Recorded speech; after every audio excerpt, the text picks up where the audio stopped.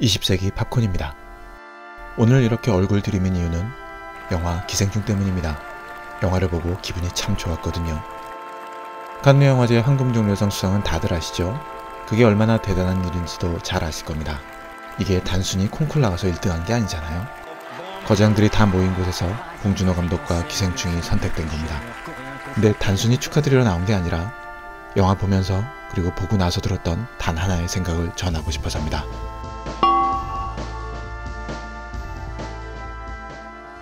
보통 영화 예고 트레일러는 정보에 대한 기능적 역할을 하죠. 어떤 감독이 누구누구와 이런 내용으로 언제 개봉을 한다. 그리고 관객들은 선택을 합니다. 예고편 보고 영화 선택한 적 있으신지요? 전 최근 트레일러 중 유일하게 기생충이 그랬습니다. 너무 많은 걸 보여주지도 않았고 선을 굉장히 잘 지킨 느낌이 들었거든요. 어떻게 생각하셔? 영화를 보고 나서 느낀 건데 예고 트레일러도 굉장히 절제되어 있었습니다. 마치 여기까지만 보여줄게, 예상하지마, 예상할 수도 없을걸? 이렇게 말하는 것 같았습니다. 트레일러에서 관객에게 제공한 힌트는 딱 이겁니다. 전원 백수 가족의 장남 기우가 고액 과외 면접을 갑니다. 그리고 봉준호 감독의 새로운 가족 희비극. 어찌 보면 메시지는 이게 답니다. 휴대폰도 끊기고 와이파이도 남의 것 몰래 쓰는 가족이 우연한 기회에 고액 과외 기회가 생기죠. 물론 위조해서요. 서울대학교 문서 위조학과 뭐 이런 거구나. 그런데 이 가족에게서 어떤 죄의식 같은 건 전혀 느껴지지 않습니다.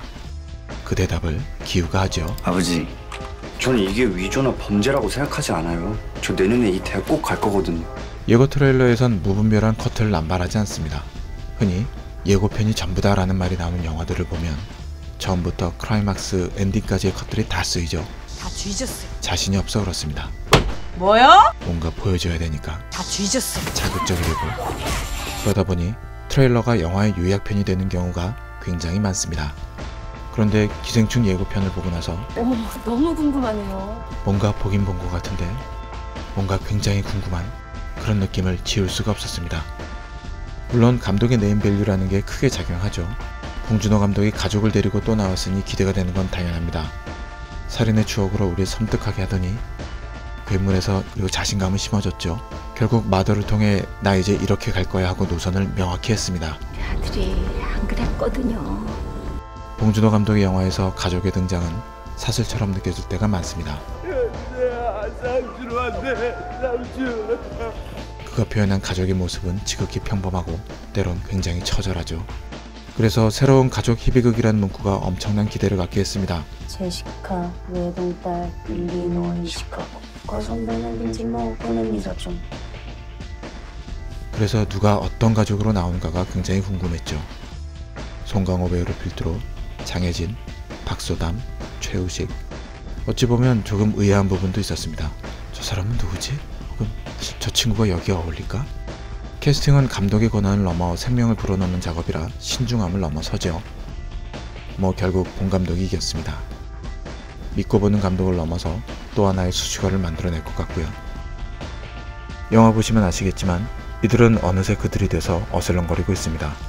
적어도 이 영화에 나오는 배우들의 연기만큼은 건드릴 게 없습니다. 느낌이나 판단은 개인이 하는 거니까 전 그렇게 생각합니다. 그리고 아이들과 같이 봐도 되나 하고 물어보시는 분들이 계시는데 글쎄요, 걱정스러운 장면이 하나 나오기는 하죠.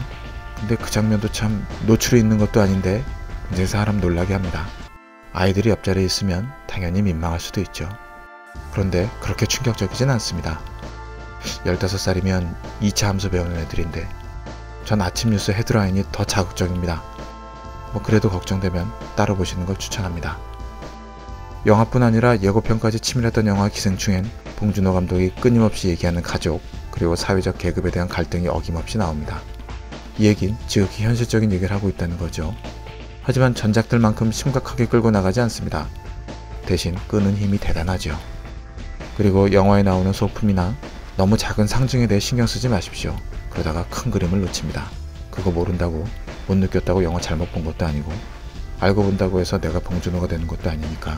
근데 그럴 생각할 시간도 없이 영화가 훅 지나갈 테니 걱정 안 하셔도 됩니다. 영화뿐 아니라 앞에 말씀드린 것처럼 예고편까지 감동받은 영화 처음이네요. 지금까지 20세기 팝콘이었습니다. 아버지, 계획이 뭐예요?